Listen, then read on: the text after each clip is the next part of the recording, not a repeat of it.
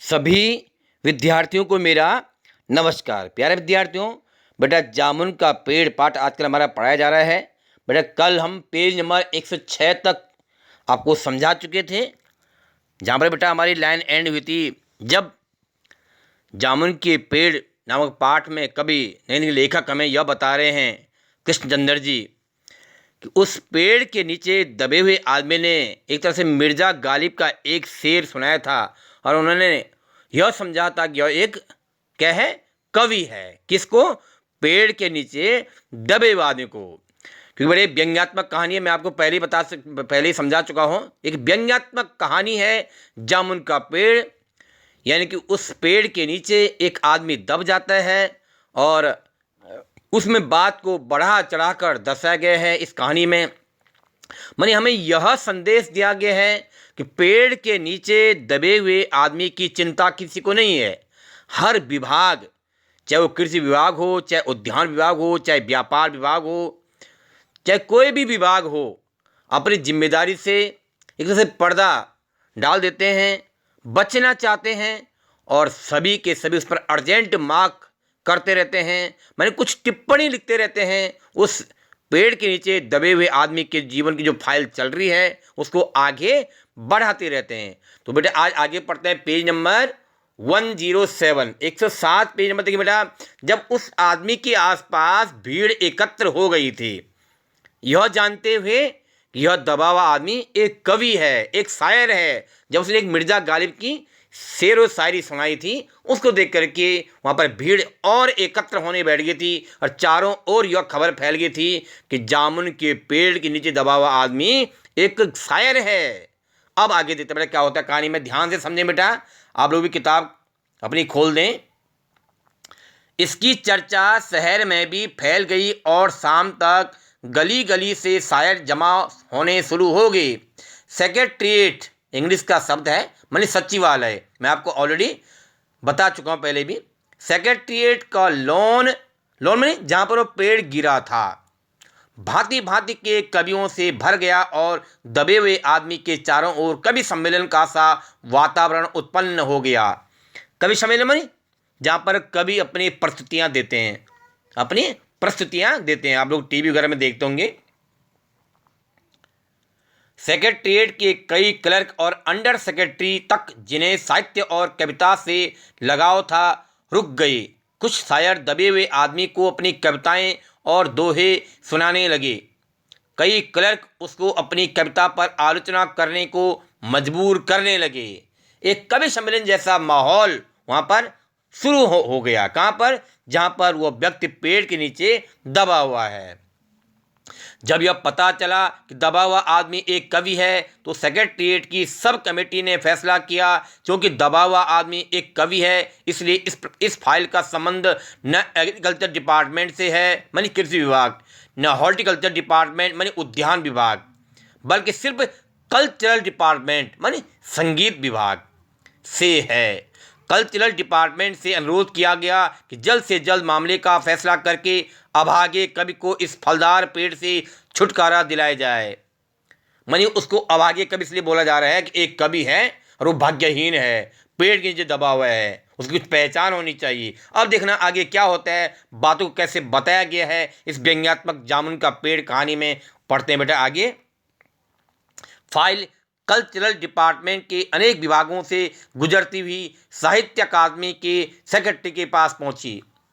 साहित्य अकादमी जो कि कवियों का लेखा जोखा रखती है। आपने कई बार सुना होगा, जब हम आपको पढ़ाते हैं तो हम कहते हैं कि इस कवि को साहित्य अकादमी पुरस्कार से सम्मानित किया गया है, यानी वो फाइल वहाँ भी गई। साहित्य अकादमी जो कि कवियों या लेखकों साहित्यकारों का जो उनके द्वारा लिखी हुई रचनाएं होती हैं उसका निरीक्षण करती है, उन्हें पढ़ती है ताकि उनको कुछ पुरस्कृत किया जाए। वहाँ उसकी फाइल जा चुकी है। बेचारा सेक्रेटरी उसी समय अपनी गाड़ी में सवार होकर सेक्रेटरीट पहुंचा, मानी सचिवालय पहुंचा और दबे हुए आदमी से इंटरव्यू लेने लगा।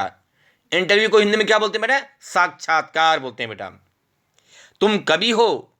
उसने पूछा, उस आदमी ने पूछा जो साहित्य अकादमी विभाग से आया हुआ था।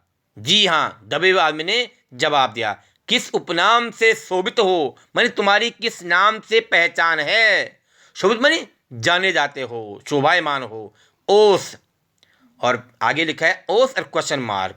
सेक्रेटरी जोर से चीखा, मन चिल्लाया, क्या तुम वही ओस हो जिसका गद्य संग्रह ओस के फूल अभी ही हाल में प्रकाशित हुआ है। अब आप इतना समझ सकते हैं बेटे, यहाँ पे व्यंग्यात्मक कहानी में व्यंग्यात्मक ही शब्दों का अर्थ निकाला जा रहा है। उसने अपना नाम ओस कहा दबी जुबान में, किसने? पेड़ के नीचे दबे हुए आदमी ने। और इन्होंने उसका क्या अर्थ लिया कि एक रचना है कोई ओस, उस पर उन्होंने प्रकाशित होने की बात कही कि वही तुम जो है वही ओस रचना हो जिसका एक गद्य संग्रह माने प्रोज पोर्शन निकला है ओस के फूल के नाम से ही अभी पब्लिश हुआ है, ये उन्होंने समझा। दबे हुए कवि ने हुंकार में सिर हिलाया, क्या तुम हमारी अकादमी के मेंबर हो? इसका जवाब तो उसने दे दिया, हुंकार में उसने सिर हिला दिया। अब उन्होंने कहा क्या तुम हमारी अकादमी के मेंबर मानी सदस्य? सेक्रेटरी ने पूछा नहीं। किसने जवाब दिया? ये दबे हुए आदमी ने कहा कि नहीं, मैं नहीं हूं मेंबर। आश्चर्य, सेक्रेटरी ने बोला, सचिव ने बोला। सेक्रेटरी जोर से चीखा, मैंने फिर बोला उसने, इतना बड़ा कवि ओस के फूल का लेखक और हमारी अकादमी का मेंबर नहीं है। उफ, कैसी भूल हो गई है हमसे। कितना बड़ा कवि और कैसी अंधेरी गुमनामी में दबा पड़ा है। गुमनामी बोलते हैं अपरिचित। मानी यहाँ पर भी बात को व्यंग्यात्मक रूप में दर्शाया गया है। उन्होंने जरा सा उसने अगर जवाब दिया होगा तो उन्होंने ये कह दिया कि इतना बड़ा कवि ओस के फूल का लेखक और हमारी अकादमी का मेंबर नहीं बना हुआ है, हमारी साहित्य अकादमी का सदस्य नहीं बना हुआ है, ये एक तरह से गलत है। अब क्या हुआ आगे? गुमनामी में नहीं, एक पेड़ के नीचे दबा हूं, कृपया मुझे इस पेड़ के नीचे से निकालिए। उस दबे हुए आदमी ने कहा कि मुझे इस पेड़ से निकालिए, अभी बंदोबस्त करता हूं। सेक्रेटरी फौरन बोला और फौरन उसने अपने विभाग में रिपोर्ट की। उस साहित्य अकादमी का सचिव भी यह कहकर आगे बात बढ़ा रहे हैं कि मैं इसकी व्यवस्था करता हूं और आगे अपने विभाग से रिपोर्ट देता हूं। दूसरे दिन सेक्रेटरी भागा भागा कवि के पास आया और बोला, मुबारक हो, मिठाई खिलाओ, हमारी सरकारी साहित्य अकादमी ने तुम्हें अपनी केंद्रीय शाखा का मेंबर चुन लिया है, यह लो चुनाव पत्र। बात को और आगे व्यंग्यात्मक रूप में दर्शाया गया है।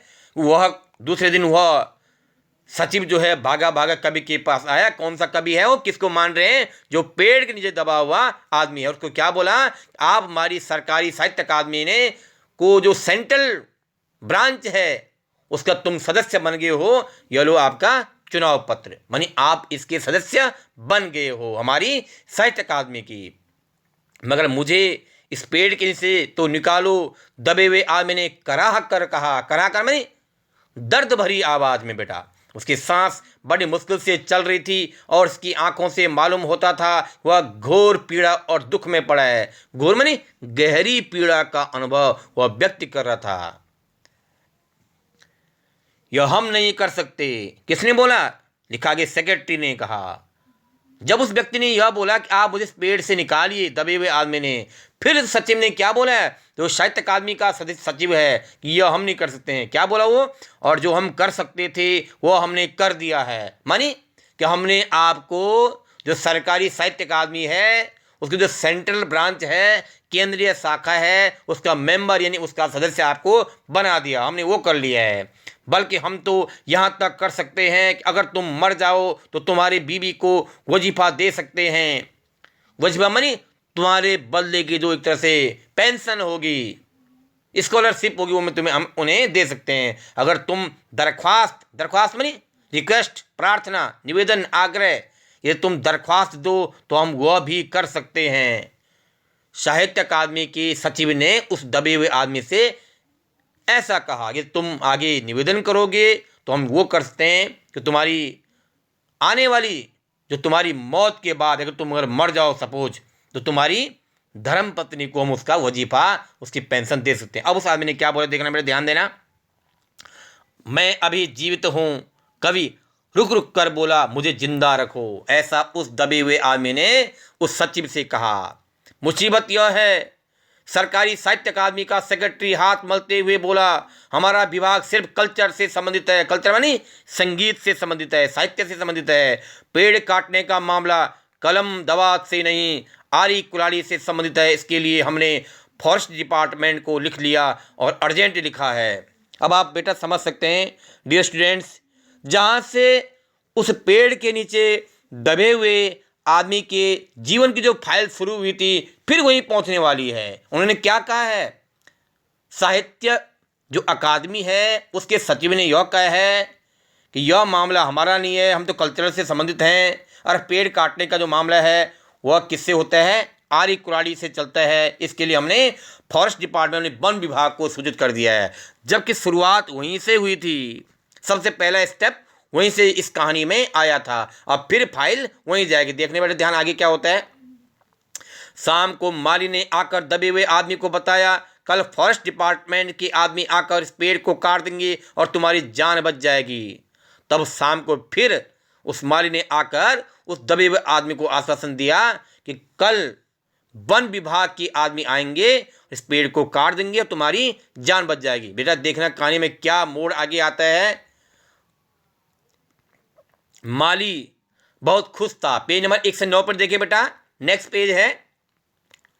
आदमी का, दबे हुए आदमी का स्वास्थ्य जवाब दे रहा था, माने वह दिन पर दिन कमजोर होता जा रहा था। अब आप अंदाज लगा सकते हैं कितने दिन व्यतीत हो गए इस कहानी में।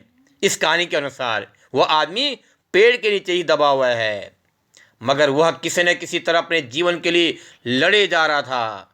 कल तक, कल सवेरे तक लिखा है कि डॉट डॉट डॉट, देख रहे हैं आप, यानी कि उसको पता नहीं कितने आश्वासन दिए जा रहे थे कि आप कल तक या परसों तक, कल शाम तक, परसों सुबह तक आपकी फाइल का निराकरण किया जाएगा। लिखा है किसी न किसी तरह उसे जीवित रहना है। अपने मन में वो भी संघर्ष कर रहा था। दूसरे दिन जब फॉरेस्ट डिपार्टमेंट के आदमी आरी कुल्हाड़ी लेकर पहुंचे तो उनको पेड़ काटने से रोक दिया गया। अब उनको क्यों रोक दिया गया देखना।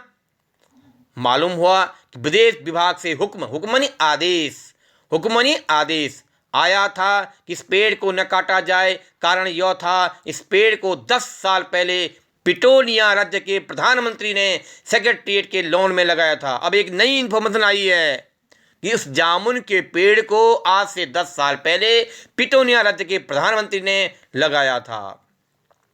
अब अगर यह पेड़ काटा गया तो इस बात का काफ़ी अंदेशा था कि पिटोनिया सरकार से हमारे संबंध सदा के लिए बिगड़ जाए। सदा मानी हमेशा के लिए। उनके सामने मुसीबत ये है अगर ये पेड़ काट दिया जाए, किसके सामने, फॉरेस्ट डिपार्टमेंट मानी वन विभाग। तो इस कहानी के अनुसार जामुन का पेड़ जो कहानी व्यंग्यात्मक है उसके अनुसार कि पिटोनिया राज्य से हमारे संबंध खराब हो जाएंगे, क्योंकि इस पेड़ को पिटोनिया राज्य के प्रधानमंत्री ने 10 साल पहले लगाया था। ये यहाँ पर प्रसंग दिया जा रहा है। मगर एक आदमी की जान का सवाल है, एक क्लर्क चिल्लाया। एक क्लर्क ने ऐसा बोला। दूसरी ओर 2 राज्यों के संबंधों का सवाल है। दूसरे क्लर्क ने पहले क्लर्क को समझाया।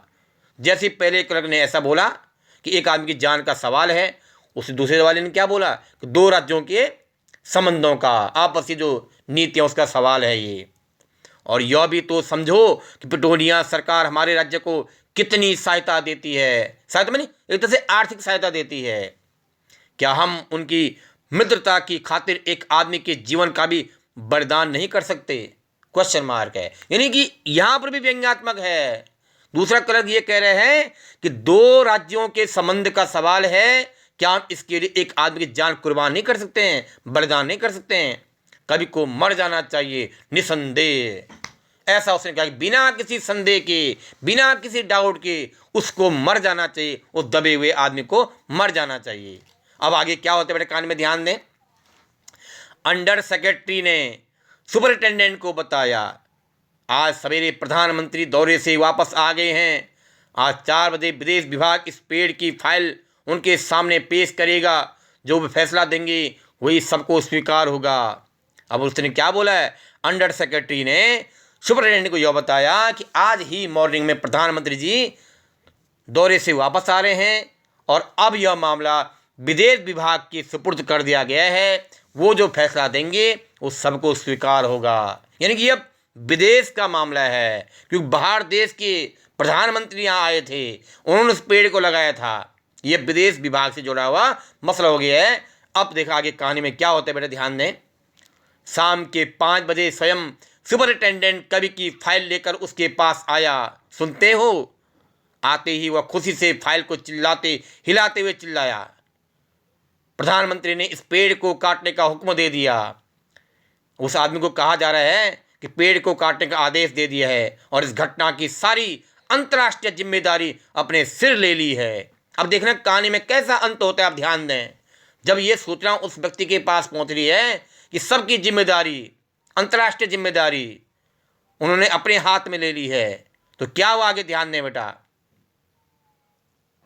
कल यह पेड़ काट दिया जाएगा और तुम इस संकट से छुटकारा हासिल कर लोगे। सुनते हो? आज तुम्हारी फाइल पूर्ण हो गई है। उस व्यक्ति को यह बताया जा रहा था कि कल यह पेड़ काटा जाएगा, तुम इस समस्या से निपट जाओगे, तुम्हारा जीवन बच जाएगा, तुम्हारी फाइल कल पूर्ण हो गई। यह फाइल जो मसला था इसका समाधान हो गया है। अच्छा, पेड़ को काटने का आदेश दे दिया गया है। अब देखना बेटा अंत कैसे इस कहानी का दर्शाया गया है। बड़ा दुखद समाचार है अंत में कहानी के लिए। मगर कवि का हाथ ठंडा था, आंखों की पुतलियां निर्जीव, निर्जीव मनी प्राणों से रहित, प्राणहीन से मतलब है, और चींटियों की एक लंबी पांत मतलब पंक्ति उसके मुंह में जा रही थी। देख रहे हैं आप, डॉट डॉट डॉट। आप अंदाज लगा सकते हैं वह व्यक्ति मर चुका था। भाई चींटियां तभी लग रही हैं उस पर जब उसकी डेथ हो चुकी थी, उसके जीवन की फाइल भी पूर्ण हो चुकी थी। यानी कि उस व्यक्ति की, पेड़ के नीचे दबे हुए व्यक्ति की मृत्यु हो चुकी थी। जब कहानी में अंत में यह दर्शाया गया है तो इससे बेटा हमें एक संदेश मिल रहा है कि प्रत्येक विभाग के द्वारा, चाहे वो वन विभाग हो, चाहे कृषि विभाग हो, चाहे उद्यान विभाग हो, चाहे साहित्य और संगीत विभाग हो, चाहे आपका विदेश विभाग हो, कोई भी हो, सब ने अपने जिम्मेदारियों का एक तरह से उपेक्षा की, उस पर ध्यान नहीं दिया और उस आदमी की ज़िंदगी की फाइल ही समाप्त हो गई। यानी कि यहाँ पर उनकी जो मानसिकता है, संवेदनहीनता का परिचय दिया उन्होंने। एक तो होता है संवेदनशील, मानी गरीब के प्रति गरीब का भाव, दुखी के प्रति दुखी का भाव, यानी बीमार के प्रति बीमार का भाव होना चाहिए हमारे मन में। लेकिन एक होता है संवेदनहीन, मानी भावनाओं से रहित। जब हमारा गरीब के प्रति गरीब का भाव नहीं रहेगा, दुखी के प्रति दुखी का भाव नहीं रहेगा, हम कठोर व्यवहार अपनाएंगे, इसको बोलते हैं संवेदनहीनता।